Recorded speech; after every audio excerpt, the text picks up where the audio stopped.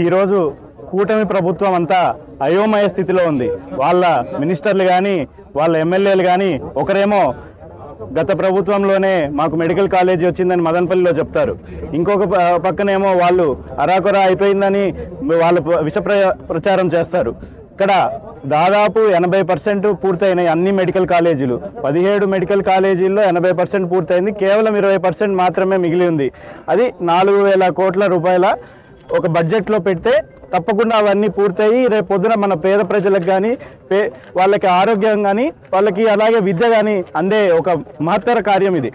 కాబట్టి ఈ కార్యక్రమం ఒకవేళ నిలబెడితే జగన్మోహన్ రెడ్డి గారికి పేరు వస్తుందనే ఒక ఉద్దేశంతోనే ఆయన మన చంద్రబాబు నాయుడు గారు ఈరోజు అది అవ్వకుండా దీన్ని ప్రైవేటీకరణ చేసి ఇది ఒక వాళ్ళ బినామీలకి ఒక సొత్తులాగా తయారు చేయాలనే ఒక ఆలోచనలో ఆయన దీన్ని ప్రైవేటీకరణ చేసే ఉద్దేశంలో ఉన్నారు. కాబట్టి ఇది ఖచ్చితంగా మా జగన్మోహన్ రెడ్డి గారి ఆదేశాల మేరకు మేము రేపు పొద్దున దీన్ని పెద్ద ఎత్తున ఒక పెద్ద ఉద్యమంలాగా చేసి దీన్ని తప్పకుండా ఈ కూటమి ప్రభుత్వం మాకు సహకరించేలా తెస్తామని ఈ సభాముఖంగా తెలియజేస్తున్నాను. అందరికీ నమస్కారం. నేను వైసీపీ సోషల్ మీడియా జిల్లా అధ్యక్షుని. నేను సూటిగా సుత్తి లేకుండా 4 పాయింట్లు చెప్తాను కూటమి ప్రభుత్వానికి సంబంధించి. ఏదైతే కూటమి ప్రభుత్వం గత నెల రోజుల నుంచి నెలన్నర నుంచి ఏదైతే చెప్తుందో ఏముంటుంది, ఎక్కడ కాలేజీలు లేవు, అసలు కాలేజీలు కట్టలేదు. జగన్మోహన్ రెడ్డి అంతా ఊహా ప్రపంచంలో గ్రాఫిక్స్ చూపిస్తున్నాడు. గ్రాఫిక్స్ చూపించేది మేము కాదు, మీరు.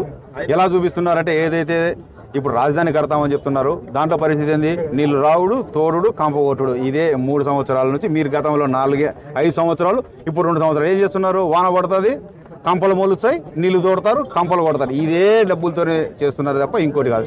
ఇకపోతే మెడికల్ కాలేజీకి సంబంధించి చెప్పదలుచుకున్నాం. ఇప్పుడు ఏదైతే మీరు పిలివెందులో జగన్మోహన్ రెడ్డి చిన్న ఇటుక పిల్ల కూడా కట్టలేదని చెప్పి చెబుతున్నారో, నిన్నటికి నిన్న అంటే 16వ తారీఖు నాడు ఒక టెండర్ ఇచ్చారు. ఏం టెండర్ ఇచ్చారు, పిలివెందుల మెడికల్ కాలేజీకి సంబంధించి టెండర్ డాక్యుమెంట్ ఇచ్చారు. మామూలుగా జగన్మోహన్ రెడ్డి గారు ప్రభుత్వంలో ఇచ్చినది 51 ఎకరాలకు 562 కోట్లు కేటాయించినది. ఇప్పుడు టెండర్ పిలిచి 560 కోట్లు ఎప్పుడు గత 5 సంవత్సరాల కిందట. అంటే దానికి మనం 20% వేసుకున్నా కానీ దాదాపు 800 కోట్లు ప్రాజెక్ట్ అవుతుంది. కానీ ఇప్పుడు వచ్చి టెండర్ ప్రాజెక్టు మీరు చూడొచ్చు, ఇక్కడ ఇంకా 168 కోట్లు ఖర్చు పెడితే పిలివెందుల కాలేజీని మనము పూర్తి చేయొచ్చు అని చెప్పి ఇంత అబద్ధ ప్రచారాలు చేయడము అవసరమా? అంటే మీరు చేసిన దొంగతనాన్ని ఇన్ని రోజులు చూపించకుండా ఈరోజు చూపిస్తారు. అంటే దొంగతనం అనేది ఎప్పుడు బయట పడకుండా ఉండదు. అదే దొంగతనం ఈరోజు చేశారు, మొన్న చేశారు, ఈరోజు బయటపడింది. దానికి కారణం మీరు పిలిచిన టెండరే కారణం. 570 కోట్ల ప్రాజెక్ట్ ఎక్కడ, నేడు మీరు పిలిచిన ప్రాజెక్ట్ ఎక్కడ? 167 కోట్లు ఇస్తే కంప్లీట్ అని చెప్పి ఇచ్చారు. ఇక రెండోది, దానికి సంబంధించిన ఇంకోటి ప్రైవేట్ పరం చేస్తున్నామని చెప్పి నిన్నటికి నిన్న జియో టెండర్లు ఇచ్చారనమాట. పిలివెందులకు సంబంధించిన మెడికల్ కాలేజ్ ఇస్తాం, ఆదోని ఇస్తాం, అన్ని ఇస్తాం కాలేజీలు అని చెప్పి. అంటే మీరు ప్రభుత్వ సొమ్మును ప్రజల సొమ్మును ప్రైవేటీకరణ చేయడం, దారాదత్తం చేయడానికి మీరు ప్రయత్నిస్తున్నారు. ఇది ఏమాత్రం పద్ధతి కాదు. ఇదొకటి. ఇంకోటి చెప్తున్నాము, ఏదైనా కానీ మీరు చేయాలంటే చేయండి, ప్రభుత్వపరమే చేయండి, ప్రైవేటీకరణ వద్దని చెప్పి మేము ముక్తకంఠంతో చెబుతున్నాము. ఇక ముందు రాబోయే రోజుల్లో కూడా చెప్తాము.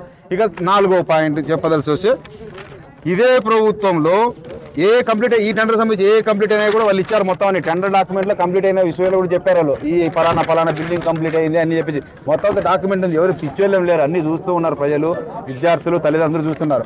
ఇకపోతే లేని కాలేజీలు అని చెప్తున్నారు.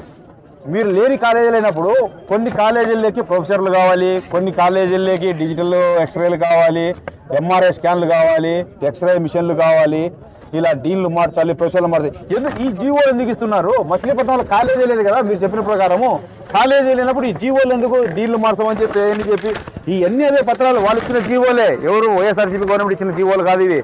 కూటమి ప్రభుత్వం ఇచ్చిన జీవోలు. వాళ్ళని మార్చండి, వీళ్ళని మార్చండి, పలానా కాలేజీలో పలానా ఇవ్వాలని చెప్పి. లేనప్పుడు ఇవన్నీ ఎందుకు?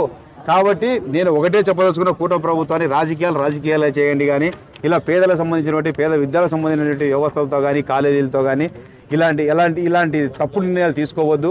మీరు మంచి చేసి అంటారా, ఆ మంచి ఎప్పటికీ నిలబడే ఉంటుంది. ఏదైనా కాలేజీలు పెరిగినప్పుడు మన పిల్లలే కదా చదువుకునేది. కాలేజీలో సీట్లు వచ్చి మన పిల్లలు చదువుకుంటే మన ఆంధ్రప్రదేశ్ పిల్లలు చదువుకుంటారు కదా. ఈ విషయాన్ని బాగా గుర్తెరిగి కూటమి ప్రభుత్వం తగిన న్యాయం చేస్తుందని ఈ పత్రికాముఖంగా అందరినీ కోరుతున్నాము.